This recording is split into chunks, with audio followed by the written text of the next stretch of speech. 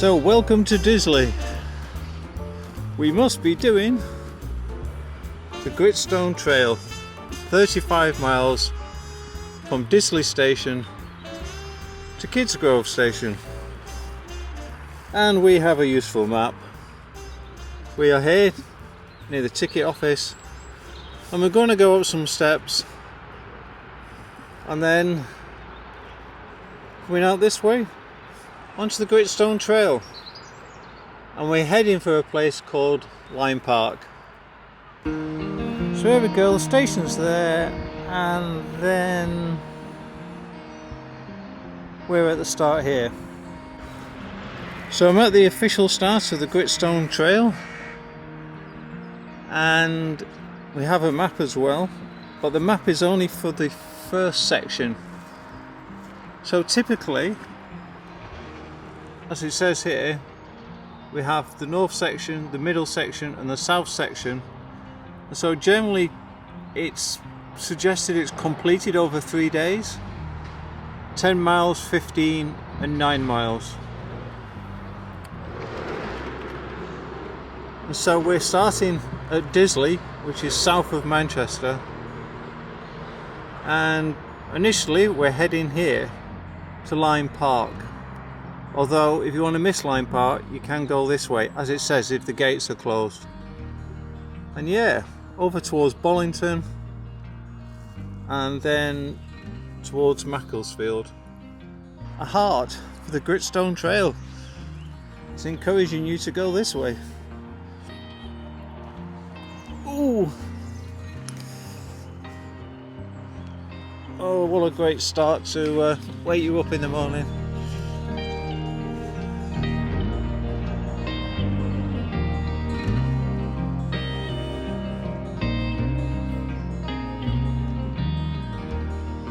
So here we go, here's our first signpost, and I'm hoping this is signed as well as the sandstone trail.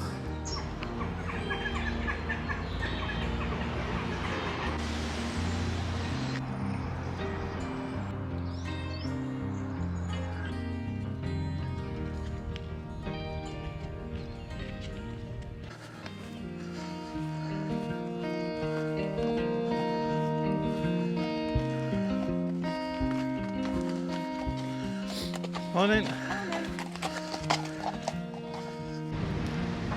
When I first saw the route, I was disappointed that we weren't going to go near the cage. However, I've worked out on the route I can take a little bit of a diversion when I get near to Lyme Hall, so we can see it. I will zoom in a bit as well for now.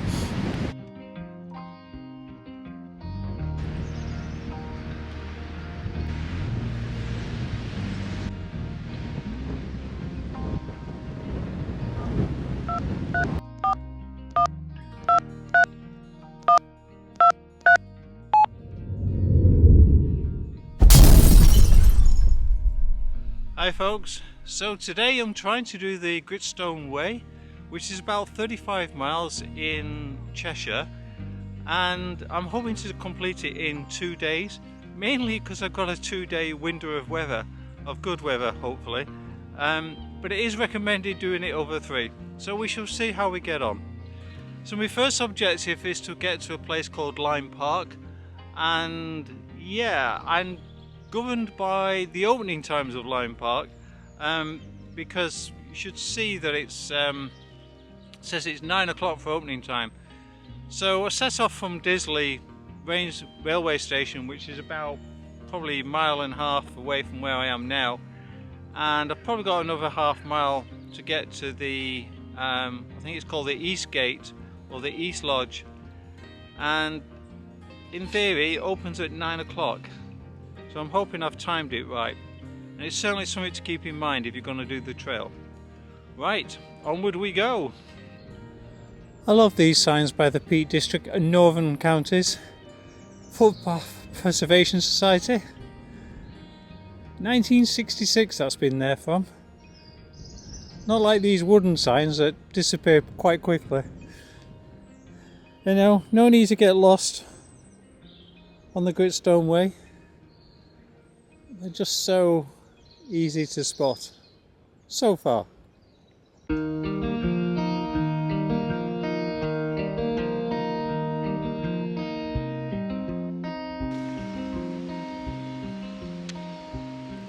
So when I saw that in the distance, I was a little bit worried, but they do seem to offer an alternative route.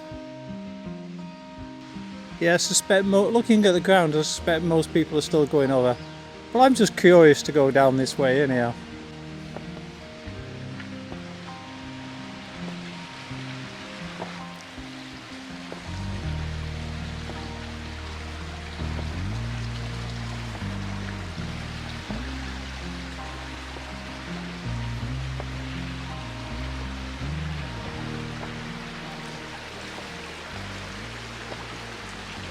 Oh yeah.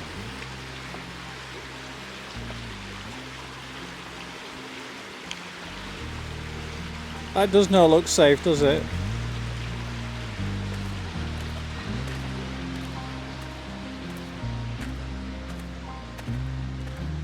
I suppose you're pretty okay whichever way you come.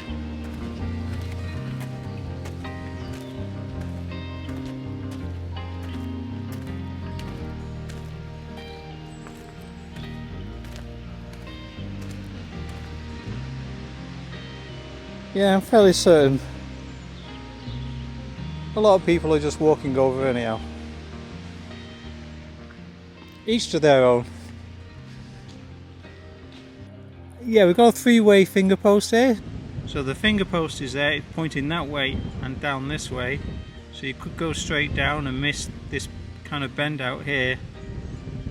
But we're going to Lyme Hall, which is just there. So this is something you need to be aware of if you're going to walk the GRITSTONE Trail. It says 9 o'clock. I'm actually a few minutes before 9 o'clock and I've seen people go ahead of me. So we should be fine, but it's worth being aware of.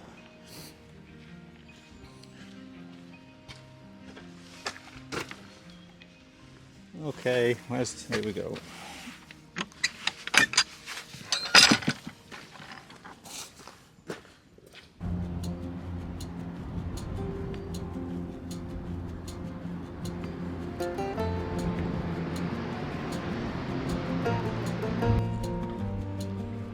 So this is East Lodge to the park, and it's dated 1904. And there you go, you can have your holiday there as well. So here's a useful map, which is aimed at dog walkers apparently, but I'm sure we can make use of it. So yeah, Disley station's up here, and we come sort of around this way, and we're currently round about here, but then we're heading to the hall, Lyme Hall here, and we'll kind of come out the back way, and then we're going over this way back onto the GRITSTONE Trail here. The other thing about Lyme Hall is we can find toilets there as well, and water.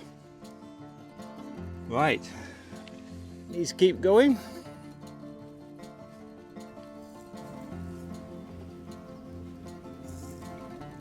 So you can see in the distance, hopefully some deer, and it's a herd of about 500 I believe.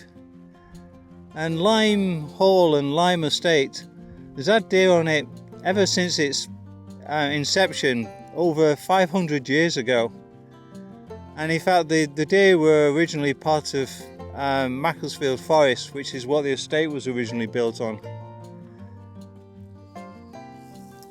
And in actual fact, I think we've looked at the cage before, but you can actually see now over here. There we go, there's the cage. So that was the hunting lodge for viewing said deer, and obviously hunting as well. But the GRITSTONE Trail doesn't go to that, but we'll certainly take a detour because it's worth seeing.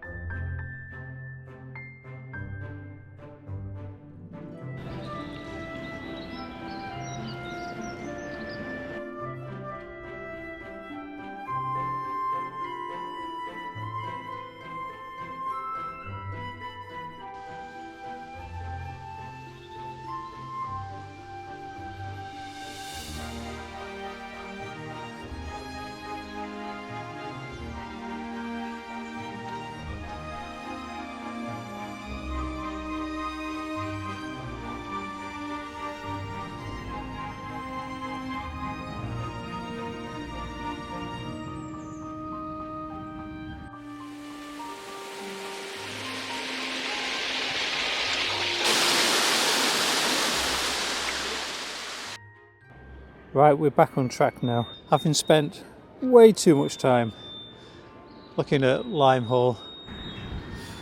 But yeah, this way. So for those who are interested and maybe have watched the television series Pride and Prejudice, apparently Darcy's Pond is that way, which is the opposite way to which I'm going.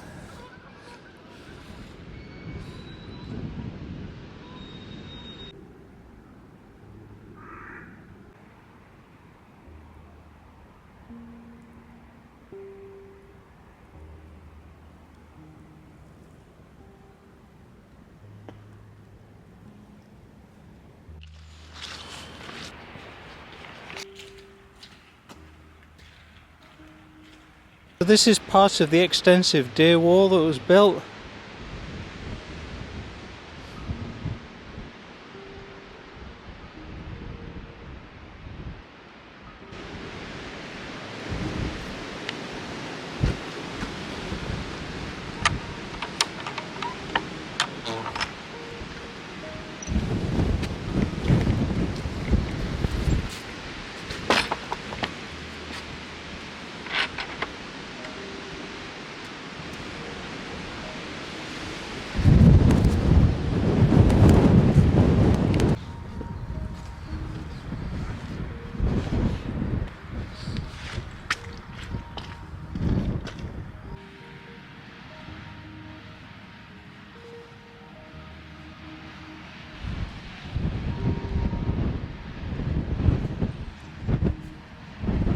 Over in that direction, over to the east, is actually the Pennines.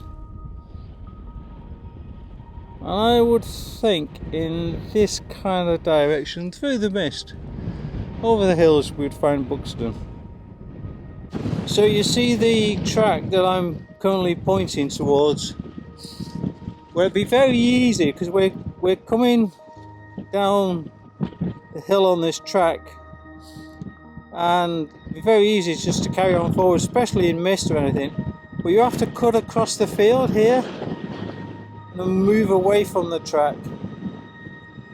And in fact, it's probably the first time I've gone across a field, I think, rather than being on a track.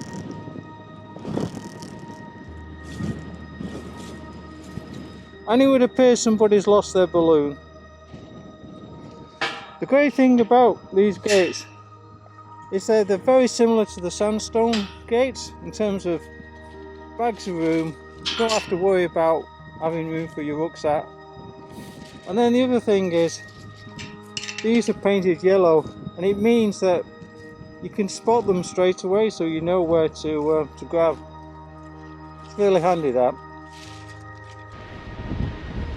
So in the distance we can see a bit of a town, and that's Bollington, which we're heading down towards, but we're going up onto that hill there.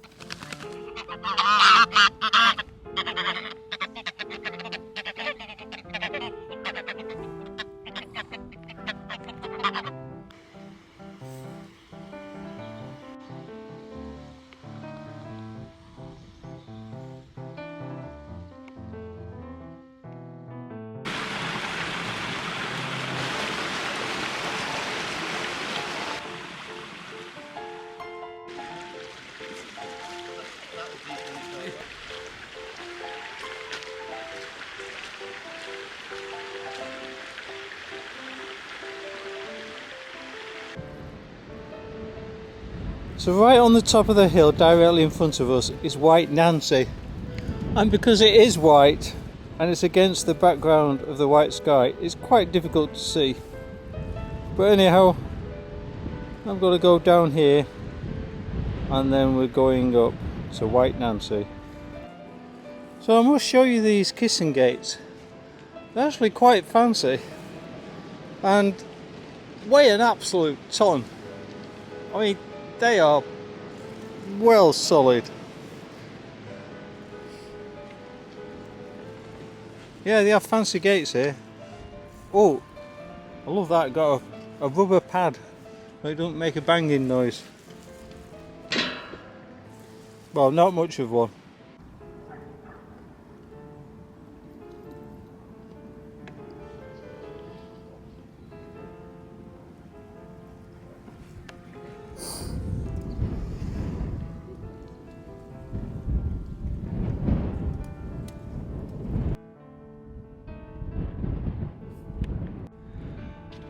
So White Nancy was built in 1815 as a kind of summer house.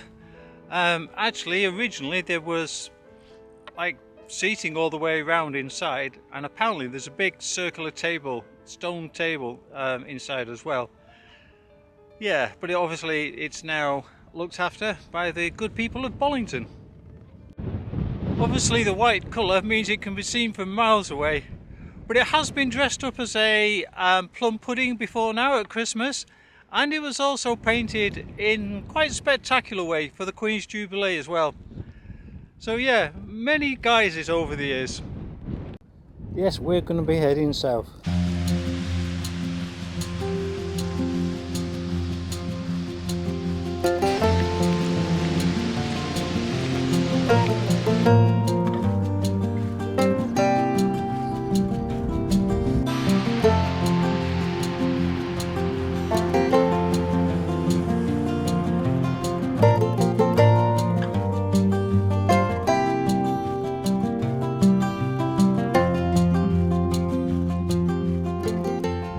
So now we've got White Nancy out of the way, and that was about a mile or so ago.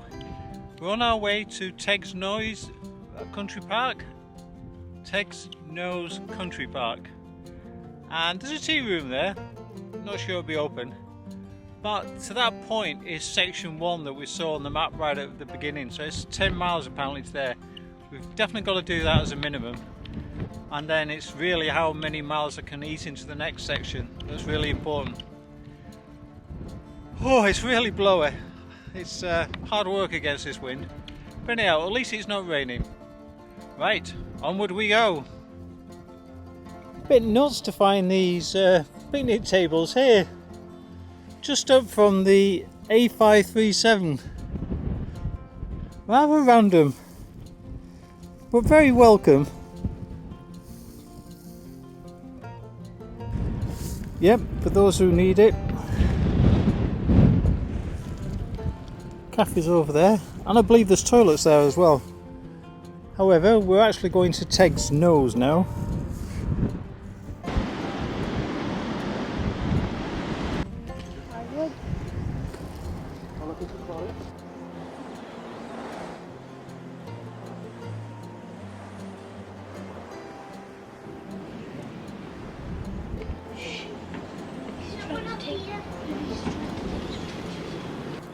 So apparently this here is a cutting machine for the stone slabs that came from the quarry, and because the stone was particularly hard here more than anywhere else, it would actually take them an hour to cut through 2 inches of stone.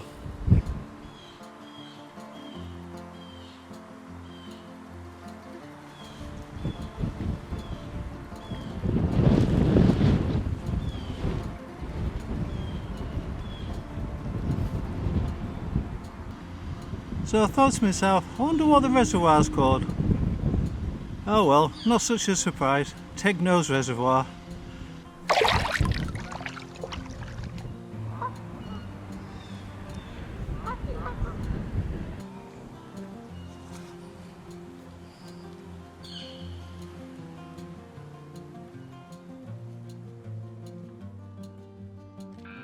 So top of that hill, that is Sutton Common Radio Tower, and that's where we're heading next. Inevitably we've got to go downhill first. I want to try and get that done before it gets too dark. I think I might just manage it. I want to be coming off the other side. Right, we just got a little way to go now to get to the top of that hill. My main worry now is where I'm going to camp for the night. I'm fairly confident about finding a wild camping spot. There seems to be a few around, bit more worried about getting some water from somewhere. Anyway, I'll keep pushing on. Right, I did mean to record that big old beast when I was up there, but I forgot. Mainly because I thought, while I'm there, I should be able to get reception on my mobile, which I can confirm you can. So there's the tower behind us that we've come from, and we're on the road going over a hill, and if I'm at the top of the hill now, the road's called Min End Road for some reason, and we're generally now going down this road quite some way, and then we're going over in that direction. But I'm still worried about where I'm going to get water. Anyhow, the sun's looking good. Might stay out longer with any luck.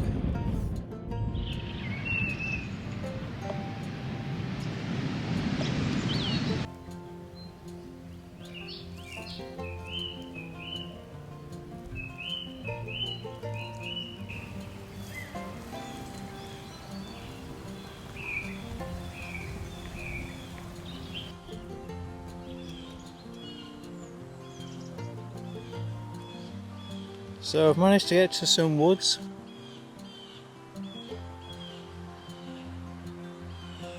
Got a lovely red sky going on up there. I reckon I've got about 20 minutes to set up tent.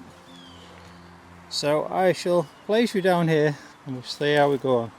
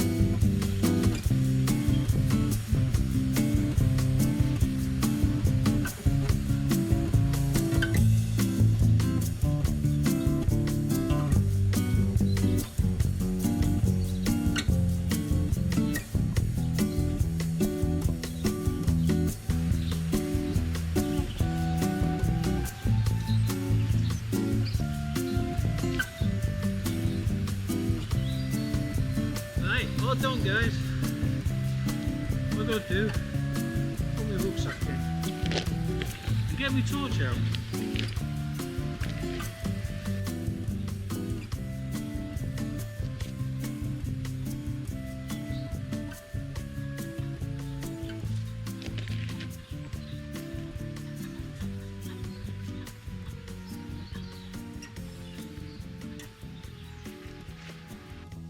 So folks, we've got a lot to catch up on. I reckon I did probably get about halfway, so I think I've done about 70 miles or so.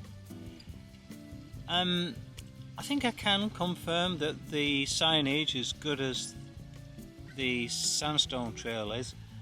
In fact, if anything, I think it's possibly slightly better in terms of where it's placed.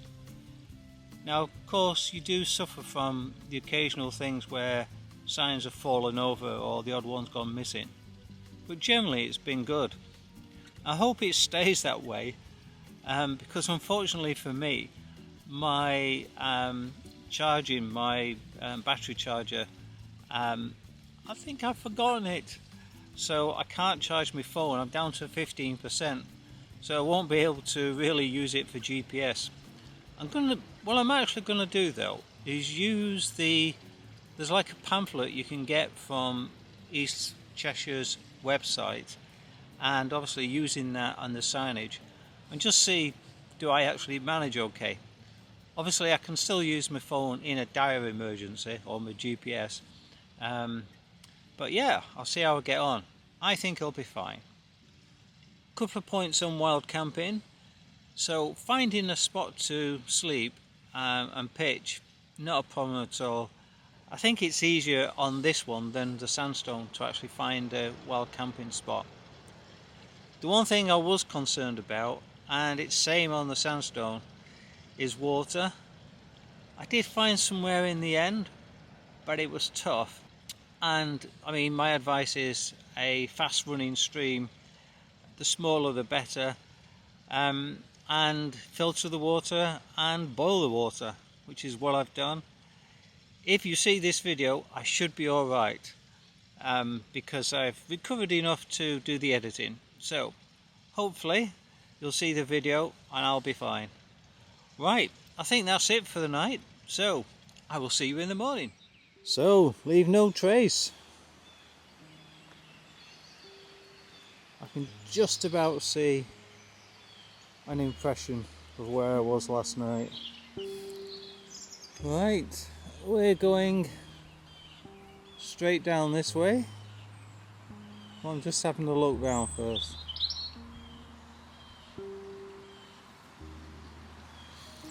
I definitely found the only piece of flat ground, I think, and even then it wasn't totally flat. Right, onward we go to Kidsgrove. As you can see, we have some frost this morning, and I certainly felt it when I was trying to decide if to get out of bed or not. So what you can see here is a canal feeder. I'm not quite sure which canal it goes to, but it does say that during winter this path can be very muddy, and they give you the option of a detour which adds about a mile or so to the route, which I was reluctant to take given the constraints I have in terms of time. But yeah, if you see the alternative and you're wondering, I'm in winter and we've had lots of rain, and so far this track is perfectly fine, but I'll let you know if it turns different.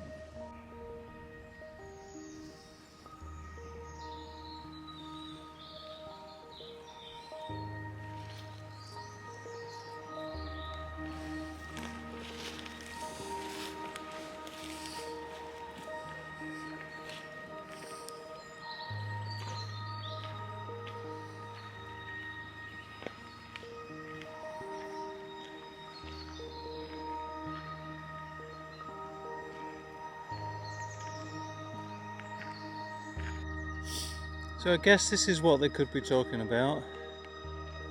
I'd imagine if the water was just another ½ inch higher, then yeah, this piece would be bad. But I have to say, it's not dissimilar to other parts of the route.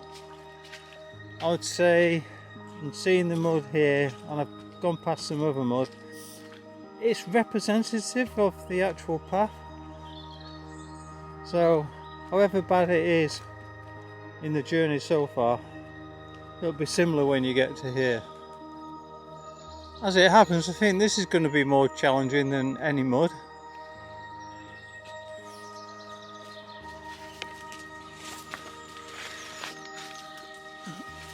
Oh, can get onto this piece easy enough. Oh, looks like.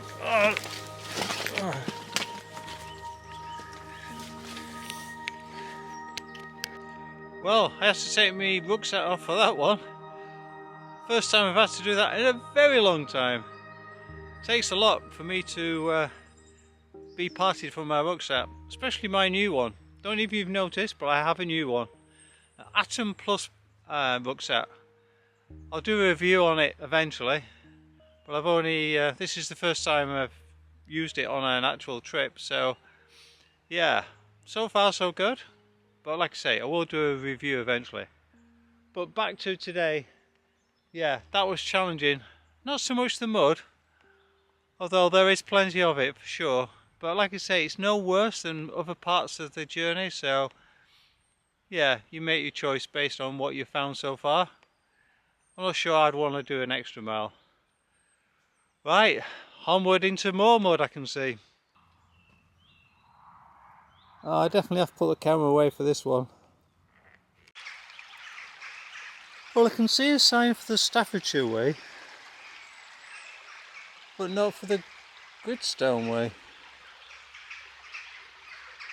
But I think we're going the right way. It does talk about going through the forest and up through the steps.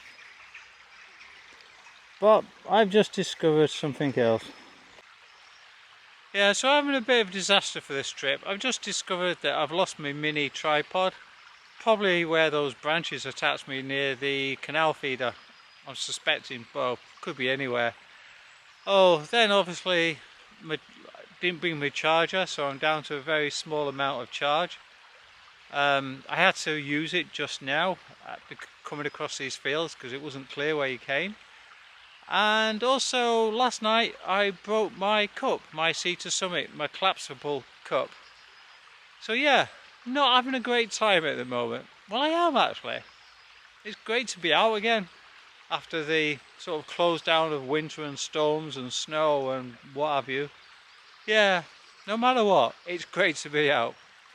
We soldier on then.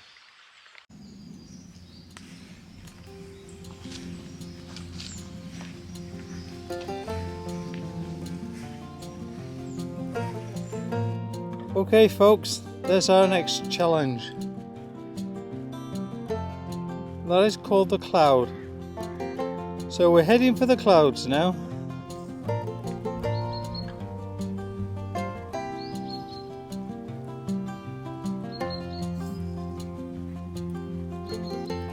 So we're nearly at the top.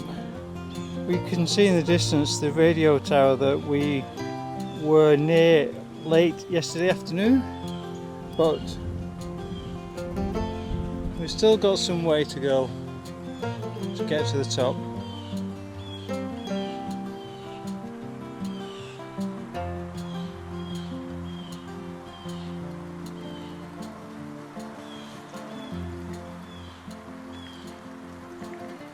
So you may be forgiven for thinking that the name of this mountain, called the Cloud, is less related to how high up it might be in the clouds.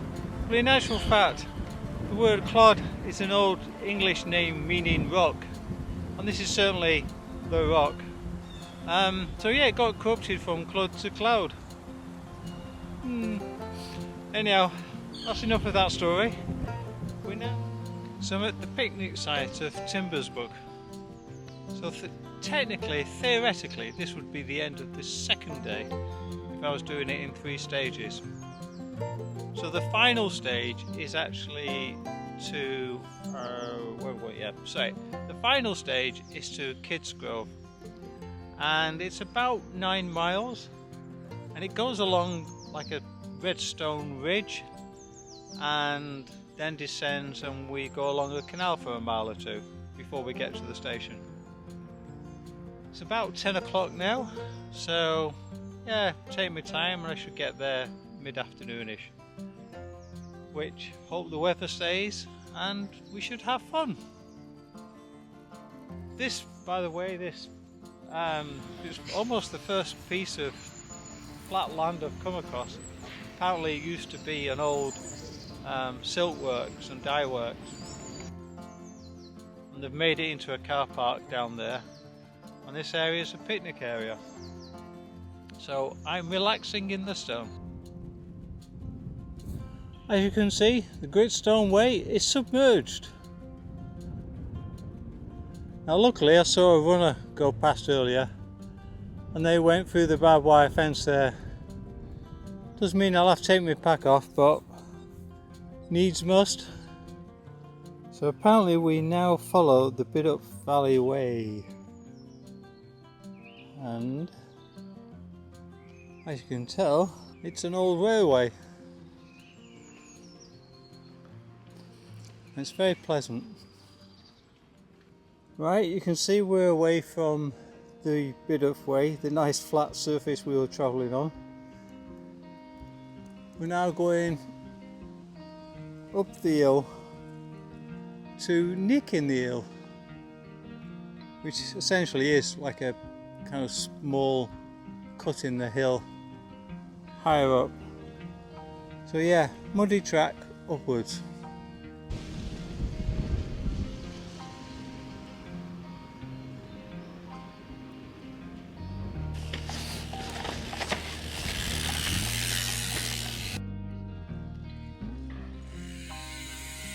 Hi.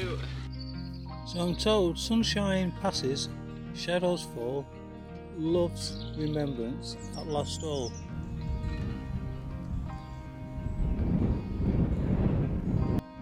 So there we have the old man of Mow. Apparently this is just quarry stone that was left by the quarrymen, possibly because it wasn't of the quality they wanted.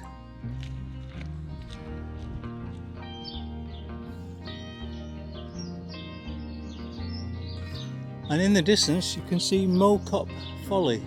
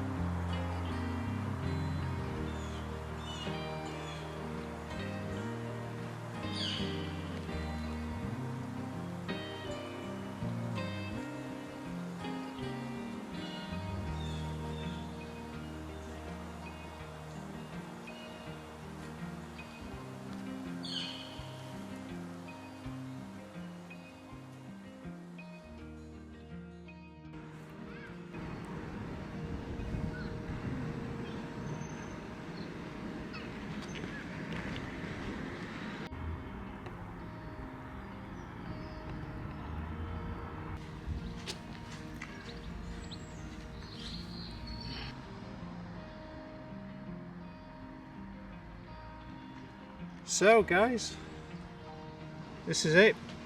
As it says, you are here, we're at Kidsgrove. I'll be getting the train in a little while.